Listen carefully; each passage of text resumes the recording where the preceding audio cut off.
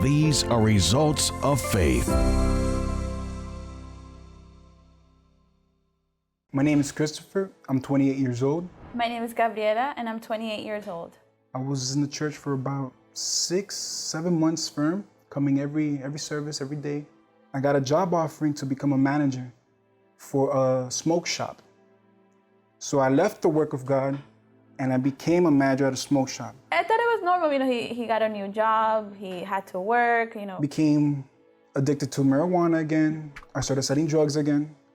But this time I had clientele from not only Florida, from all over the United States. I started experimenting with a lot of different drugs, hallucinogens, psychedelics. I started getting more involved in spiritual things. I got surprised on how many people worship and practice a lot of witchcraft, especially in the music industry. I had this quote, not a quote, I had a motto. And my motto was, you gotta sin to win.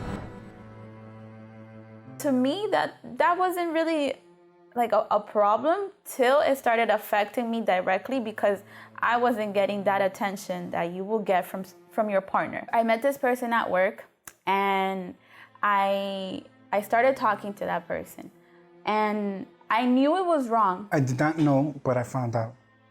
Once I found out, I became more cold, can I say. I let my own emotions take over me in the sense that I should have no emotions. So then I just started selling a lot more drugs, heavier drugs.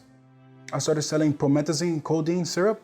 I started selling cocaine, acid, and I started an entertainment business. The other business was a pornography business.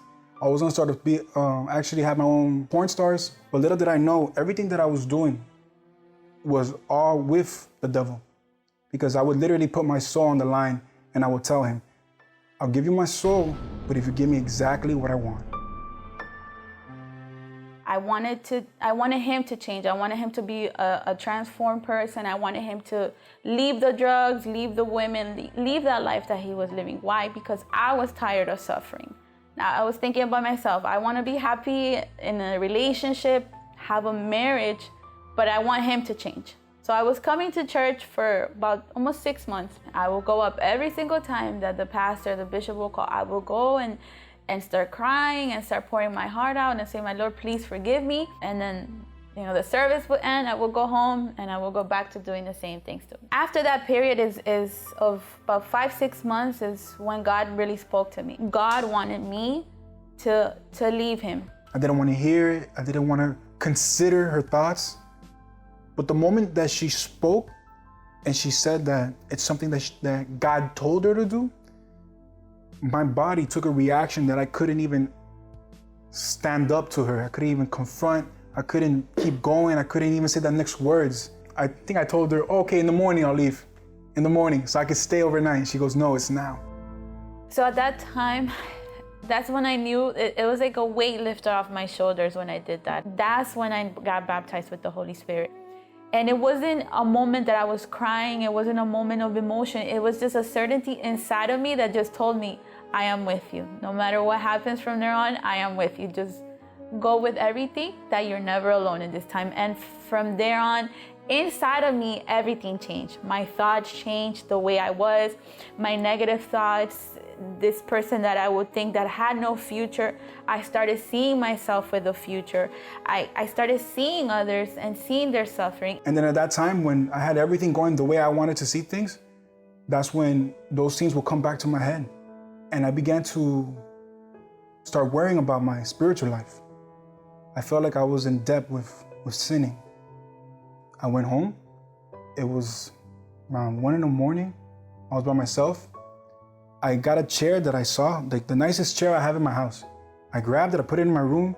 I cleaned it up. I got a towel, I started cleaning it. I took all the dust off.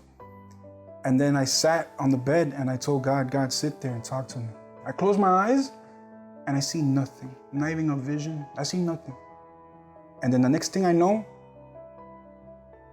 I stop and I just take a deep breath and I just feel silence. And for once I felt peace, like nothing to worry about. And in that moment, that's when I got up and I said, wow. And then the scene of when Bishop told me, go to the altar and give your life. came back to my head. And I said, okay, tomorrow I'm going straight to the altar. I went straight to church. I left my car on in front of the church. I didn't even turn it off. I just ran to the altar and I started talking to God. I went home, I grabbed all my guns, I grabbed all the drugs, I grabbed my phone, I started deleting all my contacts. I started calling my connections from all over, and I started calling and telling them, listen, I can't do this no more. I used to have gold teeth, grills. I took my teeth off, I had my chains, my watch, my rings. I had an appointment to finish a tattoo piece on my body, my whole chest and my whole stomach, chest, and my arms. I go back to my tattoo artist and I told him I can't do it no more. Just keep whatever I put down as down payment, keep it. But I started seeing him more and more, but I knew that I couldn't just give myself to him. I was already happy, so I didn't need somebody to make me happy. I already had the Holy Spirit. When I received the Holy Spirit, what was real to me actually was that not only is he with me, but at the same time, I have his strength. So now with his same strength that he gave me, my whole life, my vision of everything I had before changed. The next blessing was the love life. And at this stage, I remember there was something I had to tell her, and I had to be very clear with her. And I told her, listen, I know we had our own dreams. We had goals to own businesses, and we're working on it, doing purposes for it, preparing ourselves. But I told her, how can we live a life for ourselves now, knowing that God saved us? So I told her, if we get married, we're gonna serve the Lord, we're gonna serve God. And I asked her, do you accept? And that was around 2018, in the year of 2018, when we got back together as an official couple. I don't recognize myself as before. I don't recognize my husband. It's just completely different. There's communication, there's peace at home. Now, I will never go back. The only thing I have from my old life is just my testimony. But I thank God for this new life.